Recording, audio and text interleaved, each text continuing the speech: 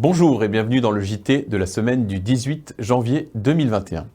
Au sommaire, les vœux du maire au bouquin, les interventions de la police et de la gendarmerie durant le couvre-feu de 18h, l'incroyable histoire du vol des ex-votos de la chapelle de l'Espérance, aujourd'hui installée en l'église Saint-André, la nuit de la lecture qui aura lieu en fin de semaine et la météo de la semaine.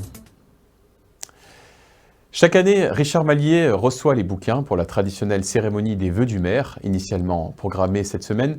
Elle a bien évidemment été annulée en raison de la crise sanitaire. C'est donc en salle du conseil municipal que Richard Mallier s'exprime ce soir. Nous l'écoutons. Chère bouquaine, cher bouquin, permettez-moi de vous souhaiter une excellente année 2021, remplie de joie et de bonheur pour vous et l'ensemble de vos proches. Je fais le vœu qu'elle soit meilleure que l'année qui vient de s'écouler. Mais surtout, je vous souhaite une excellente santé, durement mise à l'épreuve par ce virus. L'année 2020 aura donc été une année particulière pour les Français, pour les Européens et le reste du monde. Il faut le dire, marquée par la pandémie du Covid, mais aussi par le terrorisme. Nous vivons cela depuis mars 2020, mois des élections municipales.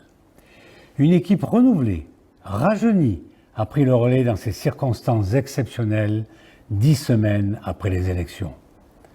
Après une accalmie, la pandémie est repartie et a continué à engendrer des perturbations dans le fonctionnement général de la mairie et de l'ensemble du tissu économique et associatif bouquin.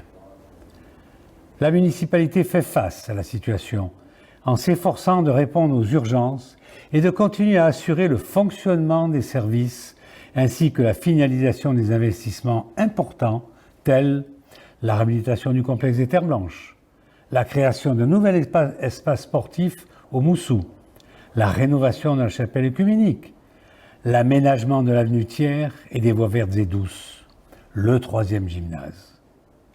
Malgré cette situation morose, il convient de garder le moral et d'aller de l'avant. Nous sommes à votre écoute, celle des commerçants en particulier, qui sont très pénalisés. Nous sommes également à l'écoute des associations qui ont vu ces derniers mois l'arrêt des activités et manifestations. Tant sur le plan individuel que collectif, la vie continue et il faut se projeter dans l'avenir. En 2021, pour la municipalité, outre le bon déroulement du projet municipal adopté aux élections, il s'agira surtout d'être vigilant et à vos côtés pour traverser les crises qui suivront le volet sanitaire, notamment une crise économique et sans doute une crise psychologique. Certes, la pandémie semble stagner, mais en tout état de cause, il convient de continuer à appliquer les gestes barrières jusqu'à ce qu'une solution définitive soit apportée. Celle du vaccin semble en bonne voie. Pendant quelque temps encore, la vie sociale et économique sera perturbée par ce virus. Cette situation a un impact sur le moral de la population. Certains d'entre vous sont confinés depuis des mois. Je pense à nos anciens en particulier. J'ai bon espoir que nous retrouvions en 2021 une vie quasi normale et que chacun puisse retrouver ses repères et l'optimisme dont nous avons tant besoin. Bonne année à tous. Et sachez que l'équipe municipale ainsi que les agents municipaux, que je remercie infiniment pour leur implication, restent à votre écoute. Dieu nous fasse la grâce di vivere que l'an che vient, se sian pas mai, siguen pas men. Depuis le 10 janvier 2020, dans les Bouches-du-Rhône et samedi dans toute la France, le couvre-feu est imposé par le gouvernement dès 18h. Pour comprendre de quelle manière il est appliqué par les forces de l'ordre, nous avons suivi la gendarmerie et la police cette semaine.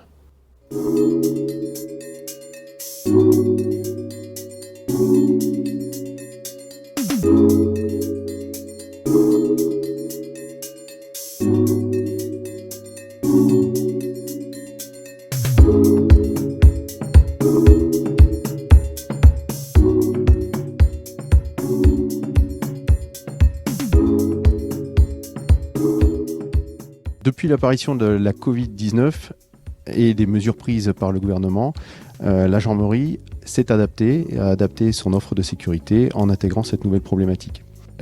Notre action se fait avec pédagogie, avec discernement. Et je vous remercie de la tribune que vous m'offrez pour saluer l'attitude citoyenne des Bouquins et des Simianais qui, dans leur attitude et dans leur respect de ces contraintes, nous permet de devoir faire preuve de fermeté qu'en de très rares occasions.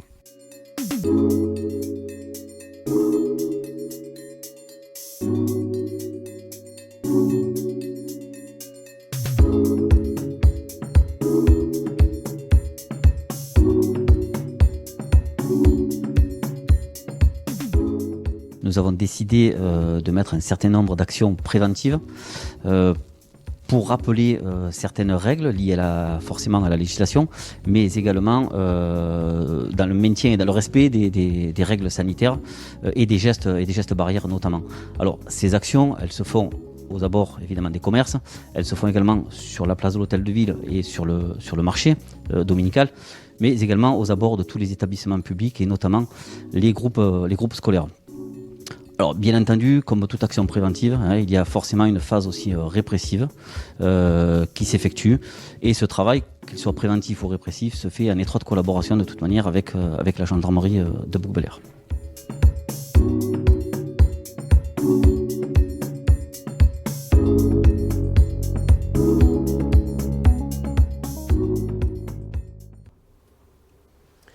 « 73 ex-voto de grande valeur ornaient autrefois les murs de la chapelle de l'Espérance. Volés en 2005 et retrouvés pour 48 d'entre eux il y a une douzaine d'années, ils sont aujourd'hui installés en l'église Saint-André. On les découvre dans ce reportage.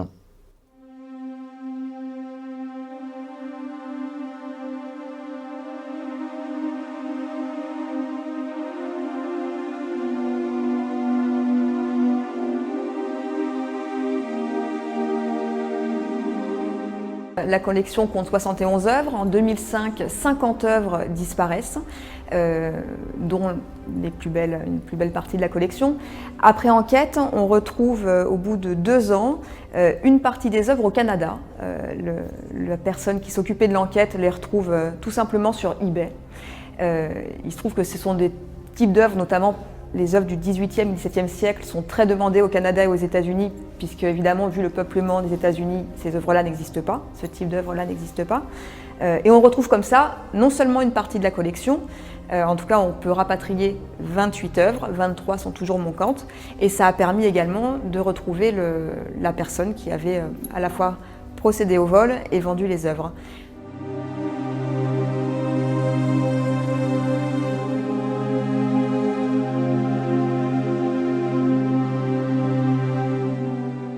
Ce qui est paradoxal avec ce vol, c'est que c'est à la fois un grand dommage pour la collection puisqu'on a une partie qui reste manquante, mais très paradoxalement, c'est aussi ce qui va donner une partie de la valeur historique, sentimentale à la collection. D'une part, ça a quand même motivé le vrai souci de la mise en valeur de ce patrimoine. Et puis étonnamment, quand je fais les visites sur la collection ou les ateliers scolaires, c'est finalement cette histoire-là, ce vol-là, qui suscite le plus d'intérêt. Et ça permet aussi de se rappeler qu'en histoire de l'art, ce qui a fait de la Joconde le tableau le plus célèbre au monde, c'est le 5e vol en 1911.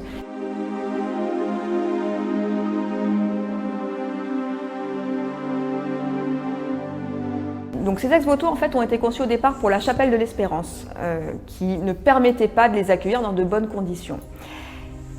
Une étude climatique a été faite en 2012 et 2013 qui a montré que les variations d'humidité et de température dans l'église ne permettaient pas d'accrocher simplement des panneaux sur bois sans risquer de les dégrader. Il y a une deuxième problématique qui est celle de ce qu'on appelle les insectes xylophages, c'est-à-dire des insectes, des vrillettes mangeuses de bois. Et évidemment, il y a la problématique, comme je l'ai évoqué, du vandalisme ou du vol. Ce qui a été décidé, ça a été de procéder à la fabrication sur mesure de caissons climatiques. Donc ce que vous voyez là, ce n'est pas simplement des simples encadrements, mais c'est vraiment des petits bijoux de technologie, puisqu'on a une atmosphère régulée à l'intérieur qui va permettre à la fois de limiter les variations de température, les variations d'humidité, qui est un système de protection aussi avec la fixation des œuvres, qui est aussi un système anti-vol.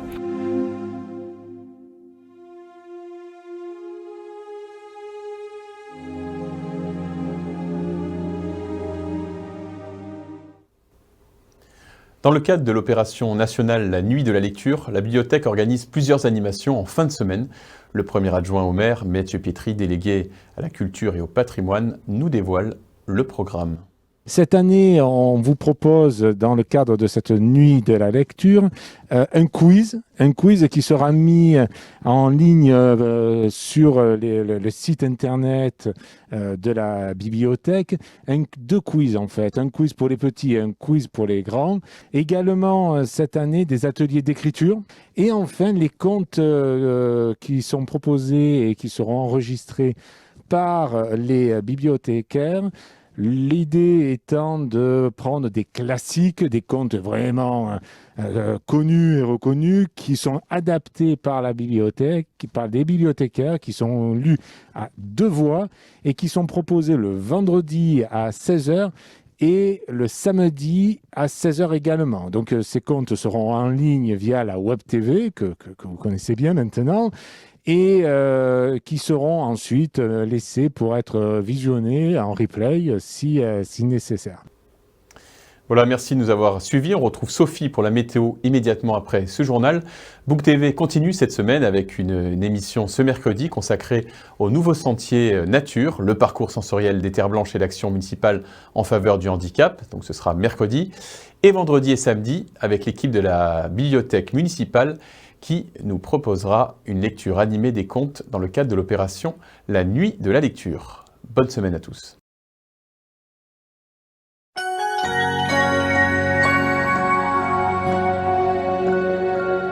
Bonjour à tous, j'espère que vous avez profité du soleil d'aujourd'hui, car à partir de mercredi, le temps va changer. On regarde cela en détail.